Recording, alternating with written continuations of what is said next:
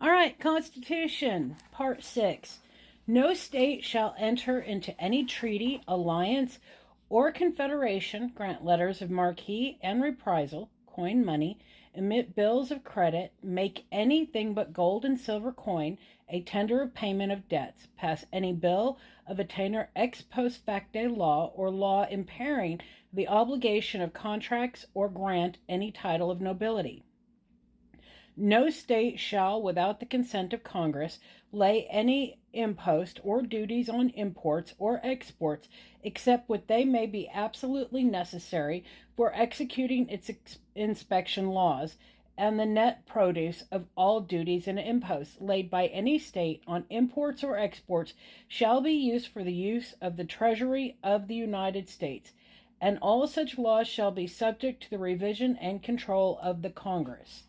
No state shall withhold consent of Congress, lay any duty of tonnage, keep troops or ships of war in a time of peace, enter into any agreement or compact with another state or with foreign powers, or engage in war unless actually invaded or in such imminent danger that will not admit of delay.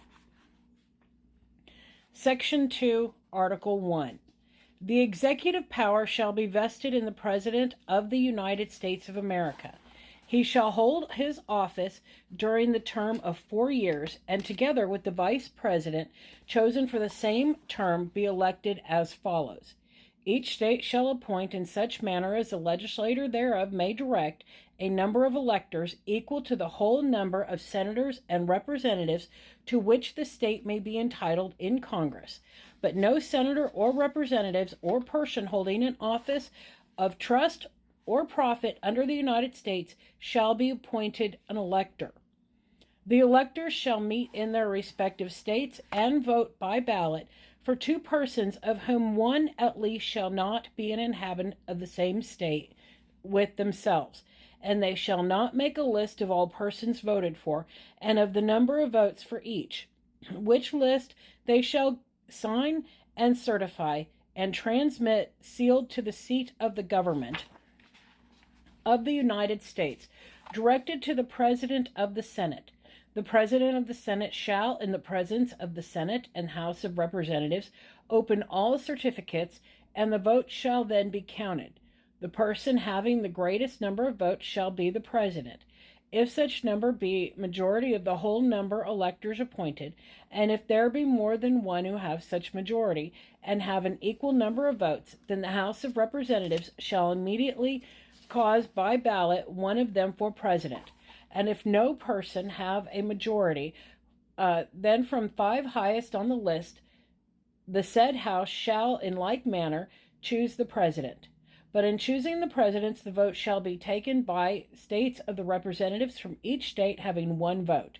A quorum for this purpose shall exist of a member or members from 2/3 of the state, and a majority of all the states shall be necessary to a choice.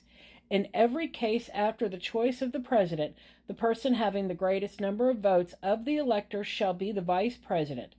But if there should remain 2 or more who have equal votes, the Senate shall choose them by ballot the Vice President. The Congress may determine the time and choosing of the electors, and the day of which they shall give their votes, which day shall be the same throughout the United States. No person except a natural born citizen or citizens of the United States at the time of the adoption of this Constitution shall be eligible to the office of President. Neither shall any person be eligible to that office who shall not have attained the age of 35 years and have been 14 years a resident within the United States. In case of the removal of the President from office, or of his death, resignation, or inability to discharge the powers and duties of said office, the same shall devolve on the Vice President, and the Congress may by law provide for the case of removal, death, resignation, or inability, both of the President and Vice President, declaring what officer shall then act as President, and such officer shall act accordingly until the disability be removed or a President shall be elected. This was changed in the 25th Amendment. The President shall, at stated times, receive for his service a compensation, which shall neither be increased nor diminished during the period for which he shall have been elected. And he shall not receive within that period any other emolument from the United States or any of them. Before he enter on the execution of his office, he shall take the following oath of affirmation. I do solemnly swear or affirm that I will faithfully execute the office of President of the United States and will, to the best of my ability, preserve, protect, and defend the Constitution of the United States. And we're going to stop there.